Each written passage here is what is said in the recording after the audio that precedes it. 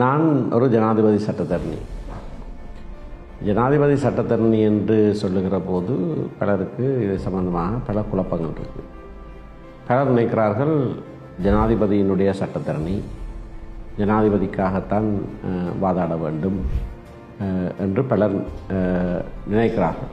இதனுடைய பின்னணி என்னவென்று சொன்னால், பிரித்தானிய முறைமையின் படி சட்டத்துறையிலே ஒரு குறித்த ஸ்தானத்தை விட கூடுதலான நிலையை அடைந்தால், ஆங்கிலத்திலே சொல்கிறார்கள் ரீச்ட் பாயிண்ட் ஆஃப் எமினன்ஸ், பிரித்தானிய ராஜா அல்லது ராணி அவர்களை அழைத்து அவர்களுக்கு இப்படி ஒரு பட்டத்தை கொடுப்பார்.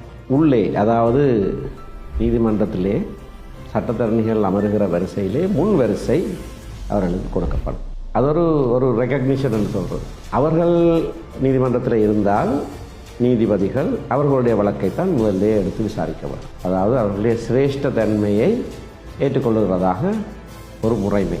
திரு ஜிஜி பொன்னம்பலம் ராணி சட்டத்தரணி, திரு எஸ்ஏவி செல்வநாயகம் ராணி சட்டத்தரணி, கியூசி என்றவர்களுடைய பேருக்கு பின்னாலே இருப்பதை நீங்கள் பார்த்து, உண்மையிலே அவர்கள் கேசி, அவர்கள் ராஜா இருந்த நேரத்தில் கேசியாக இருந்தவர்கள். பிறகு எலிசபெத் மகாராணி வந்தவுடனே அது கியூசியாக மாறியது. இலங்கையிலே அப்படி ராணி சட்டத்தரணிகள் பலர் இருந்தார்கள். 72ஆம் ஆண்டு நாங்கள் ஒரு குடியரசாக மாறின உடனே பிரித்தானிய முடியரசுக்கு நாங்கள் அடிபணிந்தவர்கள் அல்ல என்ற காரணத்தினாலே பிரித்தானியா அந்த பட்டத்தை அதுக்கு பிறகு ஒருவருக்கும் கொடுக்கவில்லை. 78ஆம் ஆண்டு புதிய அரசியலமைப்பு உருவாக்கப்பட்ட போது, 2வது குடியரசு அரசியலமைப்பு உருவாக்கப்பட்ட போது ஜே.ஆர். ஜெயவர்தன அவரும் ஒரு சட்டத்தரணி, அவர் சொன்னார், சரி நாங்கள் பிரித்தானியாவுக்கு அடிமைகள் அல்ல, ஆனால் நான் ஜனாதிபதியாக நான் அதே பட்டத்தை அவர்களுக்கு கொடுப்பேன், அதுதான் ஜனாதிபதி சட்டத்தரணி.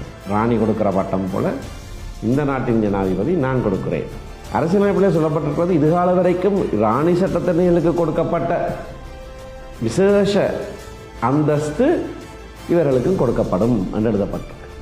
அதாவது வழக்கு முதலாக எடுக்கப்படுகிற விடயம், முன் வரிசையிலே அமர்கிற விடயம், அப்படியான பல விடயங்கள் ராணி சட்டத்தரணிக்கு இருந்தது இவர்களுக்கும் இருக்கும் என்று சொல்லப்பட்டிருக்கிறது. அந்த பட்டம் கொடுப்பதற்கான ஒரு முறைமை இருக்கிறது. அது பிரதம நீதியரசர் ஒரு உச்சநிலையை ஒரு சட்டத்தரணி அடைந்து விட்டார் என்று கருதினால் அவரை அழைத்து நீங்கள் இதற்கு விண்ணப்பியுங்கள் என்று சொல்லுவார். அவர் விண்ணப்பிக்க சொன்னால் ஒருவர் விண்ணப்பிப்பார், ஜனாதிபதி அவருக்கு அந்த பட்டத்தை கொடுப்பார். ஆனால் பிறகு பிரதம நீதியரசர் அழைக்காமலே பலர் விண்ணப்பிக்க தொடங்கிவிட்டார். தங்களை தாங்களே ஒரு உயர்நிலையை அடைந்தவர்களாக கருதி பலர் விண்ணப்பிப்பார். விண்ணப்பித்தால் ஜனாதிபதி பிரதம நீதியரசரோடு கலந்துரையாடி உண்மையாகவே இவர்கள் ஒரு உயர்நிலையை அடைந்தவர்களா என்பதை அவதானித்து கொடுப்பார்.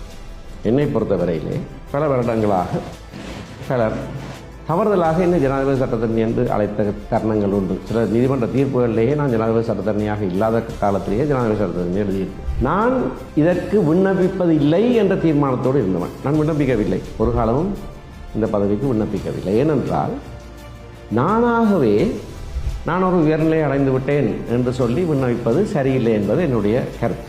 அப்படி ஒரு ஆட்கள் இருக்கிறார்கள்.